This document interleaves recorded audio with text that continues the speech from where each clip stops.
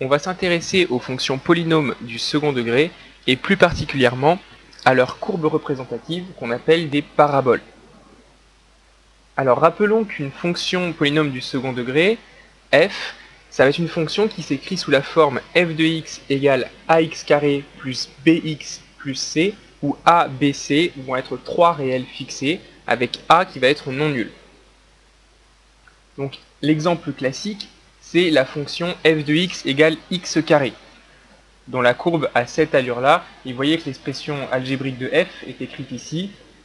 F de x égale x carré, ça veut dire que le coefficient petit a devant le x carré vaut 1, que le coefficient devant le x, il vaut 0, puisqu'il n'y a pas de terme en x, et que le coefficient constant, le petit c, il vaut 0 également.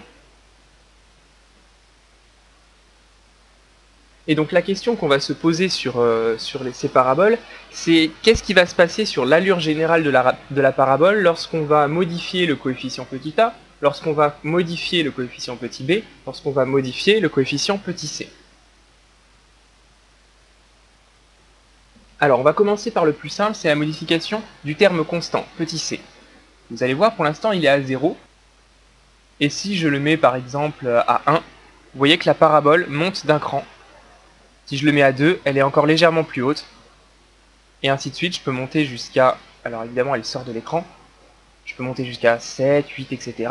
À chaque fois qu'on augmente le coefficient petit c, la parabole va monter vers le haut verticalement, parallèlement à l'axe des ordonnées. Et évidemment, si on part dans les c négatifs, la parabole va au contraire descendre.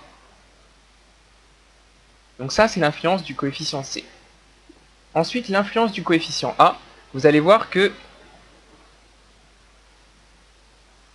si on augmente la valeur de a, on remarque que les branches de la parabole se rétrécissent beaucoup plus.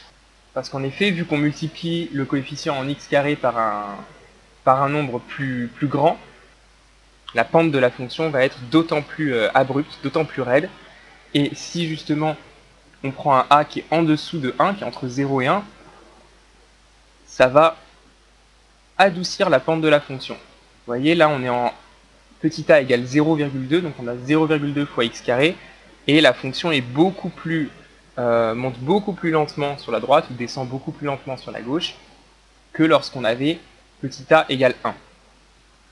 Si on pousse encore plus loin et qu'on va chercher un a négatif, vous voyez que au moment où on passe dans les négatifs, hop, la parabole, les branches sont orientées vers le bas dès qu'on passe dans les négatifs. Donc là, on a petit a qui vaut moins 0,2.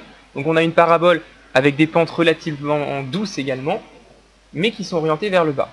Et si on dépasse moins 1, on va avoir des branches très raides, très abruptes. Mais toujours orientées vers le bas, car le petit a est négatif. Et maintenant, il ne nous reste plus qu'à faire varier le petit b, et regarder ce qui se passe. Donc là, c'est légèrement plus compliqué. Si on fait varier le petit b vers les positifs, on voit que la parabole se décale vers la gauche et semble descendre. Si on décale le petit b vers les négatifs, on voit que la parabole se décale vers la droite et semble également descendre.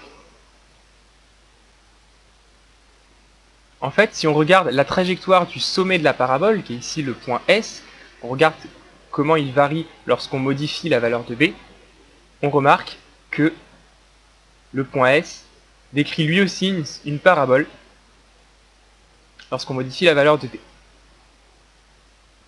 Mais en tout cas, ce qu'on va essayer de retenir sur les paraboles de manière générale, c'est la distinction des cas suivant si a est positif ou négatif. Quand a est positif, on va avoir les branches de la parabole orientées vers le haut. Quand a est négatif, on va avoir les branches de la parabole orientées vers le bas. Et ce qu'on va retenir également, c'est la position de ce sommet S, qui va dépendre des coefficients petit a, petit b, petit c.